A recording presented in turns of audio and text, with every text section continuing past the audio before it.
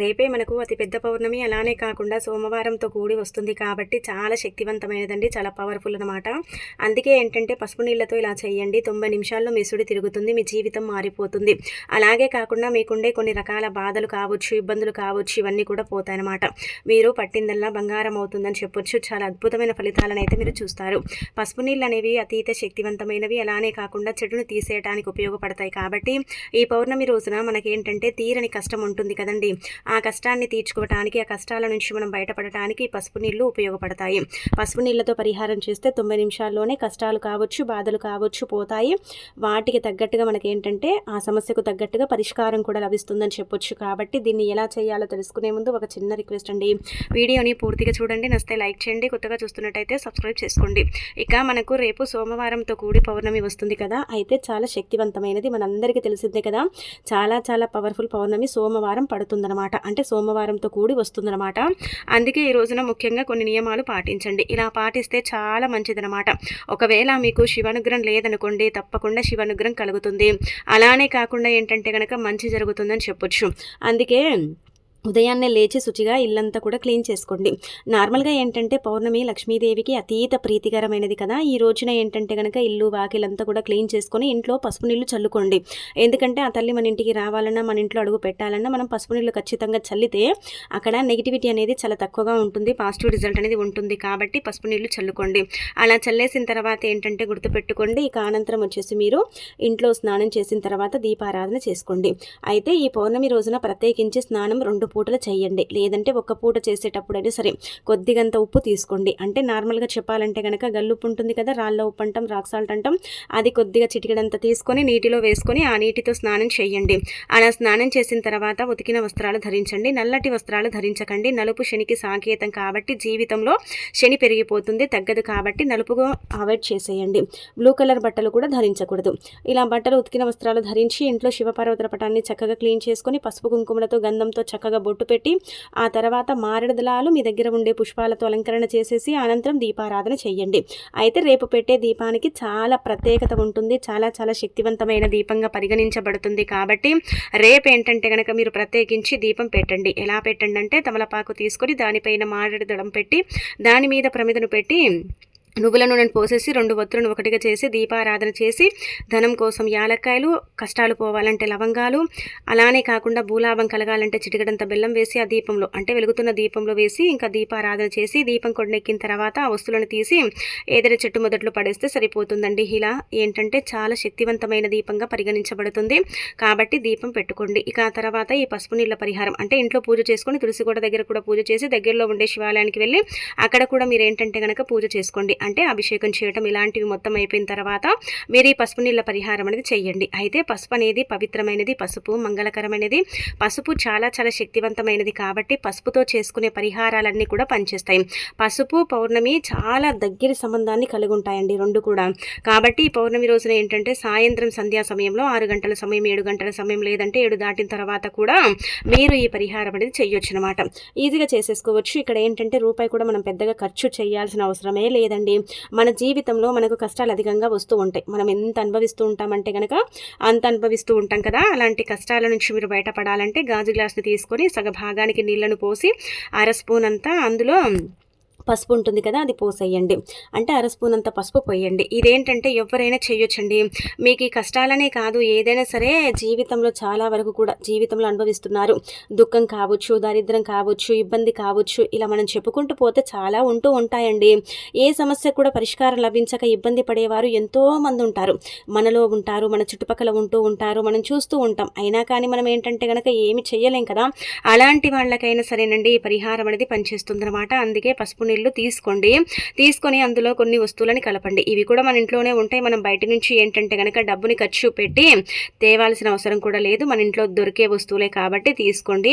ఇలా ఒక్కసారి పరిహారం పౌర్ణమి రోజు చేసుకుంటే వెంటనే అండి 90 నిమిషాల్లోనే మనకి ఏంటంటే ఆ పరిహారానికి తగ్గట్టుగా పరిష్కారం అనేది లభిస్తుందన్నమాట. మనమే ఆశ్చర్యపోతాం, మనం షాక్ అయిపోతామని చెప్పొచ్చండి. అంతటి శక్తి అంటే ఈ పసుపు నీళ్ళకు ఉంటుంది. కాబట్టి ఇలా పసుపు నీళ్ళు నిండుగా తీసుకోకూడదు.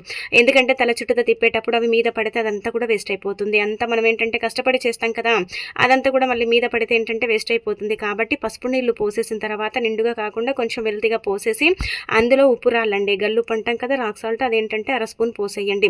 1/2 స్పూను కుంకుమ పోసేయండి. చిటికెడంత పసుపు నీళ్ళలోనే చిటికెడంత పసుపు, చిటికెడంత కుంకుమ, 1/2 స్పూను గల్లులుప్పు. అలానే కాకుండా ఇక్కడ చూస్తున్నారు కదా, ఇవేంటంటే పసుపు ఆవాలండి. ఇవి బయట మార్కెట్లో ఎక్కడైనా దొరుకుతాయి, చాలా మంది ఇళ్లలో ఉంటాయి. అవి లక్ష్మీకారకంగా భావిస్తారు కాబట్టి అవి ఉంటే అవి తీసుకోండి. అవి లేకపోతే నల్లటి ఆవాలు 1/2 స్పూను, గల్లుప్పు 1/2 స్పూను, చిటికెడు కుంకుమ, పసుపు పోసి ఆ తర్వాత 11 లేదా 7 సార్లు తల చుట్టూగా తిప్పి మీకుండే సమస్య, ఇబ్బంది, కష్టం, నష్టం చెప్పుకొని ఆ నీటిని తొక్కని ప్రదేశంలో పోసేస్తే సరిపోతుంది. ఖచ్చితంగా మీకేంటంటే పరిష్కారం లభిస్తుంది. కాబట్టి ప్రయత్నించండి. ఆ తర్వాత రేపు పౌర్ణమి కదా, ఈ పౌర్ణమి రోజున ఆవుకు ఇది పెట్టండి. ఆవుకు ఇది పెడితే చాలా మంచిది. కాబట్టి ముఖ్యంగా మీకేంటంటే కనుక అనుకున్న పనులు జరగాలంటే టమాటాలను ఆవుకు తినిపించండి. ఆవుకు ఎవరైతే టమాటాలను తినిపిస్తారో వాళ్ళు అనుకున్న పనులు ఏంటంటే పెండింగ్లో పడిపోకుండా, అంటే పదే పదే మన పనులు పెండింగ్లో పడిపోయి మనం ఇబ్బంది పడిపోతూ ఉంటాం కదండి, అలాంటి వాళ్ళు ఏంటంటే కనుక ఇలా టమాటాలను ఆవుకు పెడితే చాలా మంచిదండి. చాలా అద్భుతమైన రిజల్ట్ ఏంటంటే మనం చూసే అవకాశం ఉంటుంది. కాబట్టి ఆవుకు ఏంటంటే ఇలా టమాటాలను పెట్టండి. టమాటాలు మనకు అందుబాటులో ఉంటాయి కాబట్టి పెట్టేసుకోవచ్చు, పర్వాలేదు. కావున ఏంటంటే కనుక టమాటాలను అయితే ఆవుకు తినిపించండి. ఆవుకు టమాటాలను పెట్టేటప్పుడు మీరు అనుకున్న పనులన్నీ కూడా జరగాలని నుదుటి భాగాన తాకండి. నుదుటి భాగాన తాకితే మంచిదండి.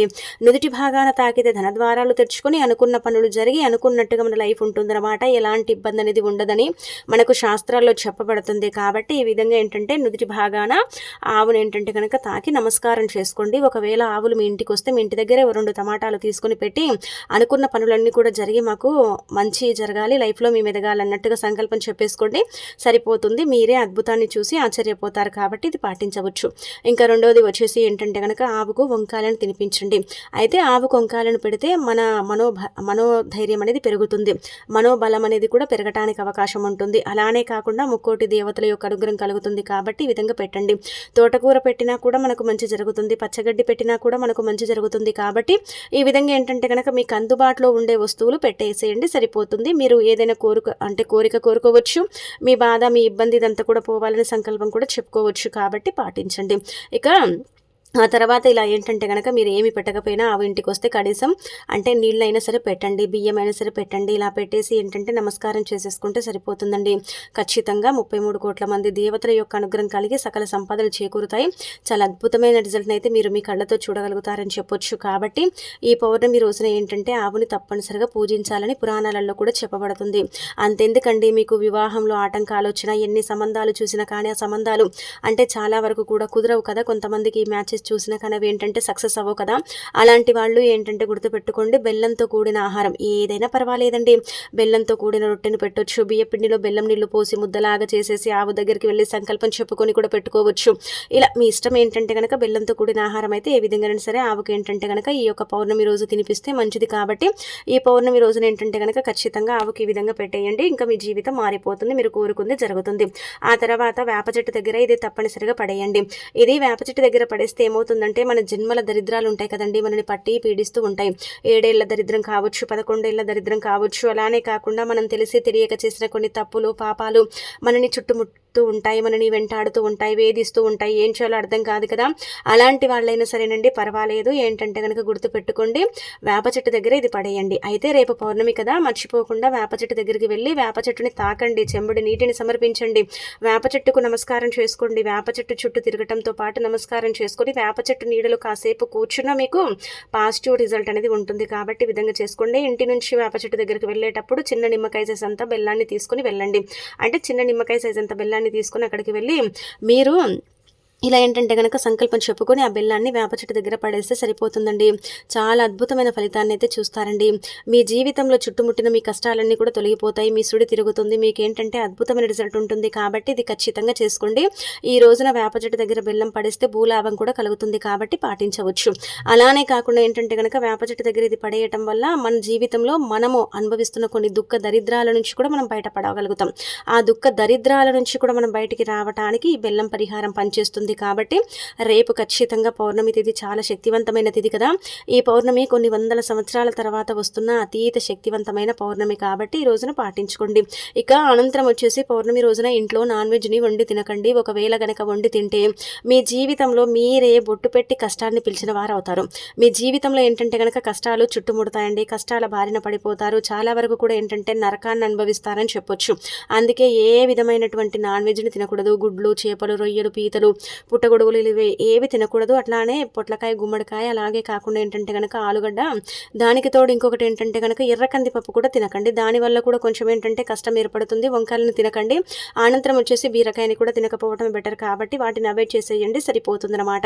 ఇక ఆ తర్వాత రేపు సోమవారం రోజు బీరువాలో ఖచ్చితంగా ఇది పెట్టండి. బీరువాలో ఇది పెడితే బీరువా నోట్ల కట్టలతో నిండిపోతుందండి. బీరువాలో ఎప్పుడు కూడా ఏంటంటే కనుక డబ్బు ఉంటూనే ఉంటుందని మనం చెప్పొచ్చు. కాబట్టి రేపు పౌర్ణమి తిథి చాలా చాలా శక్తివంతమైనది కదా, అందుకే బీరువాలో ఇది తప్పనిసరిగా పెట్టుకోండి.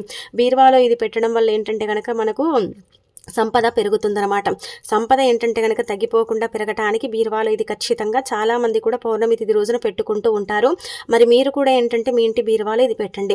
కొంతమందికి ఏంటంటే డౌట్స్ ఉంటాయి కదండి, బీరువాలో ఎంత డబ్బు పెట్టినా కానీ ఉండదండి, అది నీళ్ళలాగా ఖర్చయిపోతూ ఉంటుందండి, ఎందుకు మాకు ఇలా జరుగుతుంది, ఎందుకు మాకు ఇలా అవుతుందని బాధపడతారు కదా.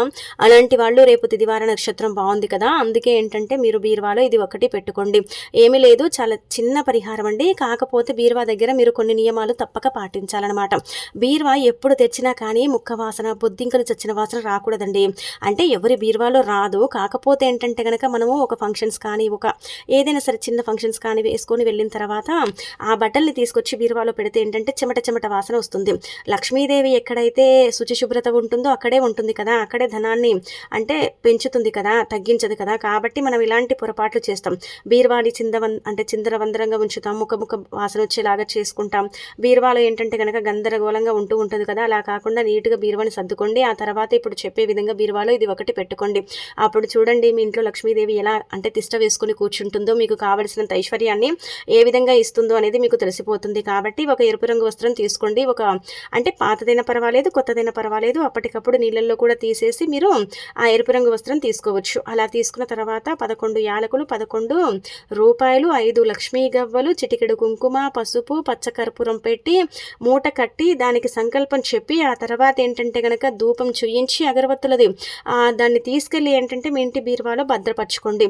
ఇది పెట్టినప్పటి నుంచి కూడా ఏంటంటే ఇంట్లో మీరు పెట్టుకున్న బంగారం కావచ్చు, డబ్బు కావచ్చు, స్థిరంగా ఉండటానికి అవకాశం ఉంటుంది.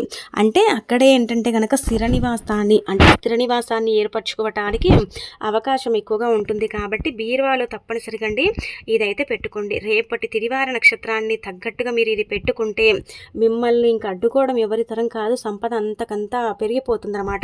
సంపద తగ్గదండి, పెరగటానికైతే అవకాశం ఉంటుంది. కాబట్టి మర్చిపోకుండా ఈ బీరువాలో ఏంటంటే కనుక ఇది పెట్టండి. వారం అంటే శుక్రవారం, సోమవారం, గురువారం తీసి ధూపం చూయించటం, మళ్ళీ ఏంటంటే కనుక బీరువాలో పెట్టుకోవటం. ఈ విధంగా చేస్తున్నట్టయితే మీకే మంచి జరుగుతుందన్నమాట. ఈ రోజు పెట్టిన డబ్బు గంటకే తీసుకుంటాం, అంటే ఖర్చు అయిపోతుంది నీళ్ళలాగా. తాకట్లో ఏంటంటే కనుక డబ్బు, బంగారం పెడుతూ ఉంటాం. అంటే కీలక పత్రాలు కూడా మనము ఇలా తాకట్లో పెట్టుకోవటం, ఇలా బంగారు ఆభరణాలు కూడా తాకట్లో పెడతాం కదా, అలా జరగకుండా ఉండటానికి చక్కగా పనిచేసే పరిహారం కాబట్టి పాటించండి.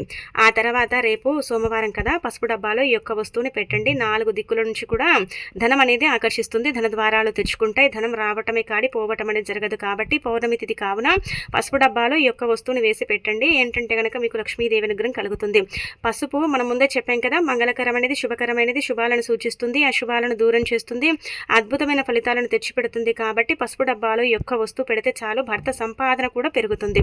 భర్తకు ఏంటంటే కనుక అపార ధన ప్రాప్తి కూడా కలుగుతుంది.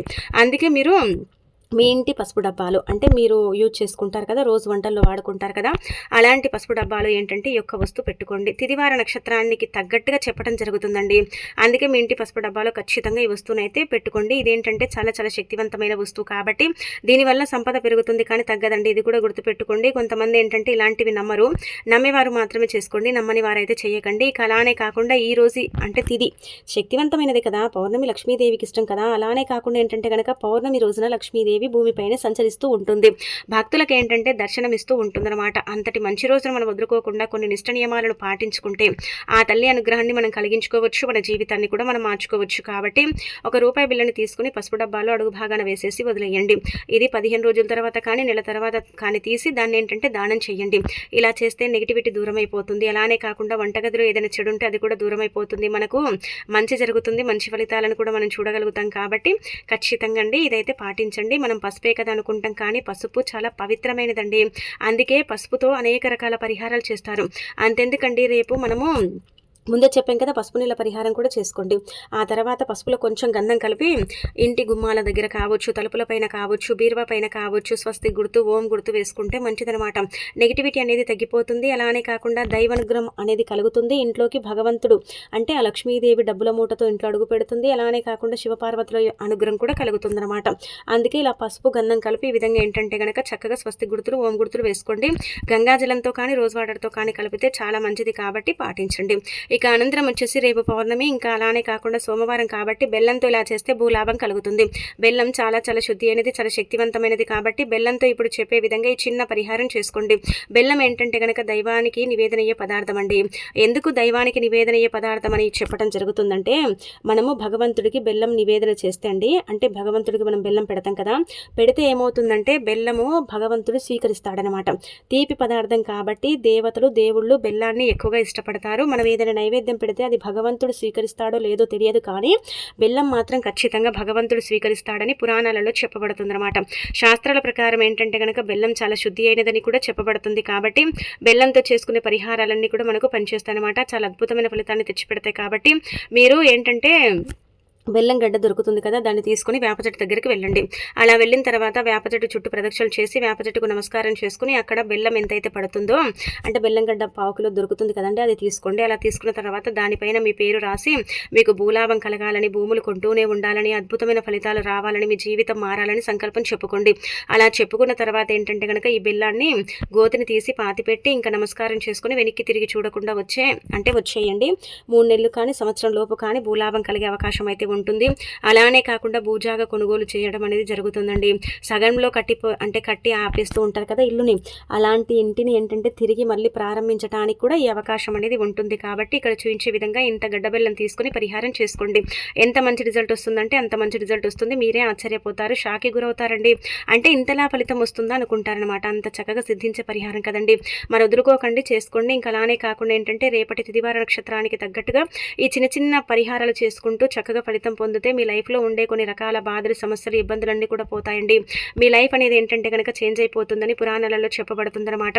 రేపు చాలా చాలా శక్తివంతమైన పౌర్ణమి. ఈ పౌర్ణమిని ఎవరైతే వదులుకోకుండా పరిహారాలు చేసుకుంటారో అలాంటి వాళ్లకు పరిహారాలన్నీ కూడా పనిచేస్తాయని పురాణాలలో చెప్పడం జరుగుతుంది. కాబట్టి రేపు పౌర్ణమి రోజున కూడా ఏంటంటే కనుక నియమాలను పాటించుకుంటూ చక్కగా పరిహారాలు అనేవి చేసుకోండి. ఇక తర్వాత ఏంటంటే కనుక పరమేశ్వరుడికి పాలతో చేసిన నైవేద్యం పెడితే చాలా మంచిదండి. అలా పెట్టడం వల్ల ఏంటంటే కనుక మీకు తొందరగా అంటే మనం కోరుకునేది జరగడానికి అవకాశం ఉంటుంది. మీ యొక్క కష్టాలు కూడా తీరుతాయని చెప్పొచ్చు. కాబట్టి పాలతో చేసిన నైవేద్యం అనేది ఖచ్చితంగా సమర్పించండి.